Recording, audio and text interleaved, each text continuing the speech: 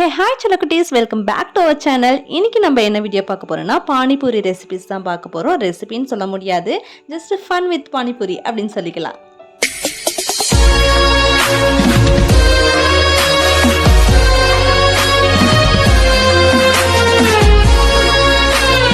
பானிபூரி செய்யறதுல ஃபஸ்ட்டு ஸ்டெப்பாக நம்ம என்ன பண்ண போகிறோம் அப்படின்னா பொட்டேட்டோ தோல் சீவி எடுத்துக்கலாம். ஃபஸ்ட்டு நல்லா அலசிட்டு தோல் சீவிட்டு தென் அதை கொஞ்சம் பெரிய பெரிய பீஸாக கட் பண்ணி குக்கரில் போட்டுட்டோம் அப்படின்னாக்கா ஒரு 4 to 5 விசில்ஸ் நல்லா வந்ததும் அதை நல்லா ஆற விட்டுட்டு அதுக்கப்புறம் எடுத்துக்கலாம். கொஞ்சம் வேணும்னா உங்களுக்கு தேவைன்னா உப்பு போட்டுக்கலாம்.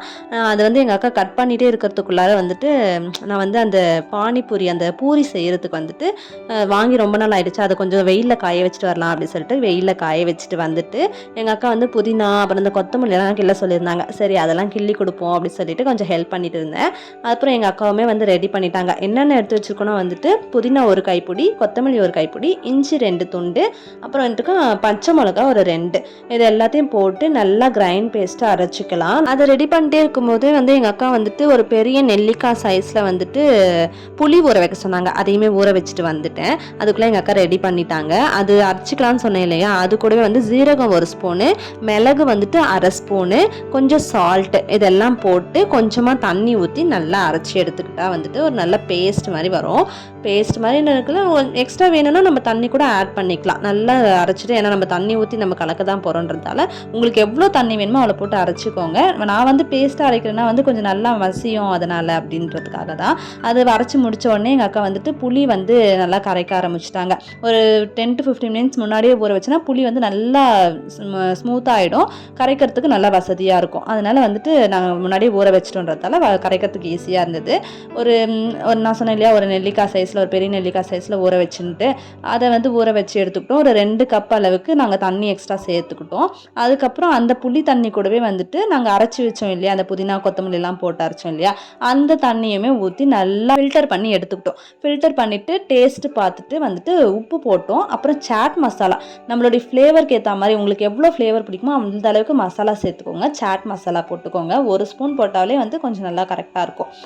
அதுக்குள்ளார அது ரெடி பண்ணிகிட்டே இருக்கிறதுக்குள்ளே எங்கள் அக்கா உருளைக்கிழங்கு ரெடி பண்ணிட்டாங்க இல்லையா, அதை மசிச்சுக்கிட்டாங்க. சரி அந்த மசாலா நான் பண்ணுறேன் அப்படின்னு சொல்லவே சரி பண்ணு அப்படின்னு சொல்லிட்டாங்க. நான் அதை நல்லா கொஞ்சம் கொஞ்சம் குழப்பி வச்சுட்டு இருந்தேன். குழப்பி வச்சுட்டு அதில் ஜீரகத்தூள், அப்புறமேட்டுக்கா சில்லி பவுடர், அப்புறம் சாட் மசாலா, அப்புறம் கொஞ்சம் உப்பு இதெல்லாம் போட்டு நல்லா கலக்கணும். நல்லா கலரி விட்டுட்டே இருந்தாக்கா அது ஒரு நல்ல பேஸ்ட் மாதிரி வந்துடும். பேஸ்ட் மாதிரி இல்லை, ஒரு மாதிரி சாப்பிட்றதுக்கு அது என்ன சொல்கிறதுன்னு தெரியல, அந்த மாதிரி வந்துடும். அதுக்கப்புறமேட்டுக்கா எங்கள் அக்கா பூரி ரெடி பண்ணலான்ட்டு பூரி போயிட்டு ரெடி பண்ணிட்டு இருந்தாங்க. நான் அந்த வீடியோ எடுத்துகிட்டு இருந்தேன். பூரி நல்லா புசு புசுன்னு வந்துச்சு. எப்பயுமே பூரி குட்டியாக வரும், வெயிலில் காய வச்சதாலையா என்னன்னு தெரியல, ரொம்ப பெருசாக வந்துச்சு. பெரிய பெரிய பூரி சைஸில் வந்துச்சா, எப்போடா சாப்பிட்றது அப்படின்ற மாதிரி ஆயிடுச்சு. சரி காய வைக்காத எடுத்து பொரிச்சு பார்க்கலான்னு பார்த்தாக்கா அதுவுமே அப்படி தான் பெருசாக வந்துச்சு. சரி என்ன பண்ணுறது பார்த்துக்கலாம் அப்படின்னு சொல்லி விட்டுட்டேன்.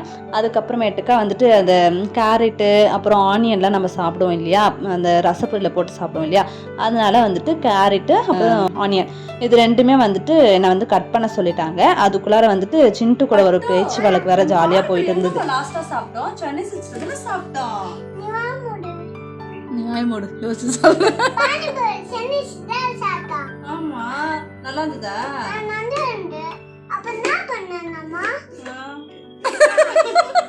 டைனோசர் பாத்துமா? இப்ப டைனோசர் ரெண்டு கூட்டி விட்டுட்டுமா? பாத்தல அங்க போயா சீக்கிரம் ஓட்டுமே. அங்க என்ன பண்ணா யோசியா, அங்க பைக் ஓட்டணுமே. அண்ணா தேமா நாது அத நீ சொல்லிட்டே பைக்னா தென்னை சீக்கிரமே பேக் ஒரு பேக் ஓடு.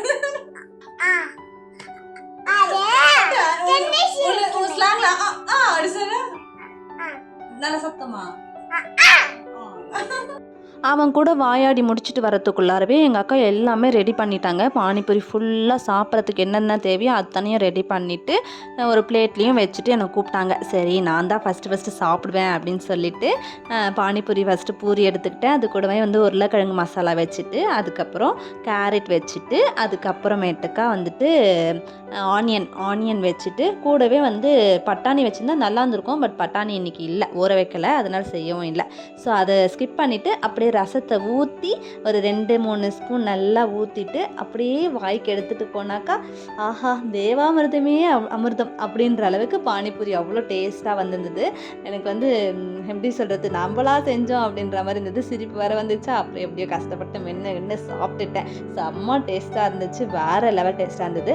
நான் பெற்ற இன்பம் பெருகை பயகம் அப்படின்ற போல் எங்கள் அக்காவுக்கும் கொடுத்துட்டேன். நீயும் சாப்பிடு அப்படின்னு சொல்லி கொடுத்தேன். எங்கள் அக்காவுமே சாப்பிட்டு பார்த்துட்டு வேறு லெவலில் வந்திருக்கு, டேஸ்ட்டு சூப்பராக இருக்குது அப்படின்னு சொல்லியிருந்தாங்க.